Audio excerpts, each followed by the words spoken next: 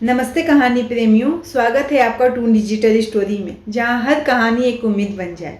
शायद आप आज किसी जवाब की तलाश में हैं। आपको बस एक कोई कहानी चाहिए जो आपके दिल को छू जाए। अगर ऐसा है तो आइए कहानी को शुरू करते हैं। देखिए, सीधा होना बुरी बात नहीं है, लेकिन जरूरत से ज़्यादा सीधा होना कभी कभी आपके लिए ही नुकसानदायक साबित हो जाता है। आज की कहानी एक ऐसे ही गधे की कहानी है जो दिल से बहुत नेक था और उसके इसी नेकीपन के कारण उसने वो सब कुछ सहा अपनी जिंदगी में जो उसने कभी उसकी कल्पना तक न की होगी। एक जंगल में एक गधा रहता था। उसका नाम था पीलू। पीलू दिल से बहुत अच्छा था। वो सबकी हमेशा मदद किया करता था। कभी भी कोई काम कह दे तो उसके लिए वो ना नहीं कहता था। हालांकि जंगल के सभी जानवर उसे हमेशा समझाते रहते थे कि देख पीलू, मदद करना अच्छी बात है, लेकिन कभी कभी ना कहना भी सीख। कितना काम करता रहता है पूरा दिन। पीलू ने मुस्कुराकर जवाब दिया कि मदद करना मेरा धर्म है। पीलू दिन भर जंगल में कभी किसी लकड़हारे की लकड़ी का बोझ उठाता तो किसी धोबी के गीली कपड़ों की गठरी।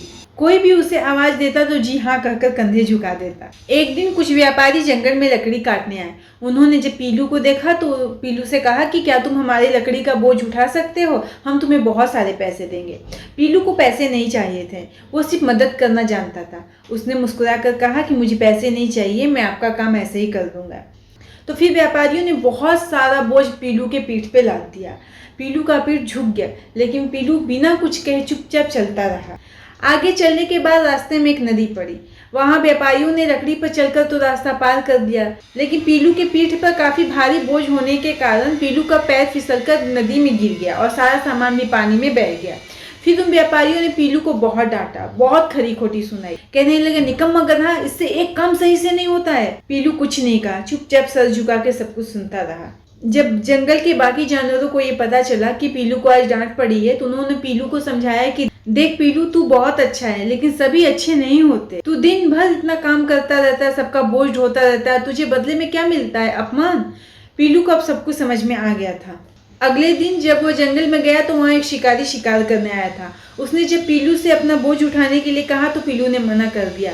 पहली बार पीलू को अपने लिए गए फैसले पर गर्व महसूस हो रहा था। पीलू ने दूसरों की मदद करना बंद नहीं किया, लेकिन वो सोच समझ कर अब किसी को भी हाँ कहता था और जब जरूरत पड़े तो ना भी कह देता था। तो इस कहानी से हमें सीख मिलती है कि अगर आप हर किसी को खुश करने की कोशिश करेंगे तो एक दिन आप खुद थक जाएंगे। अच्छा बनो लेकिन मूर्ख नहीं, सीधे बनो लेकिन इतना भी नहीं कि लोग मोड़ मोड़ कर आपका इस्तेमाल करें। कुछ बात समझ में आई? अच्छी तरह से माई।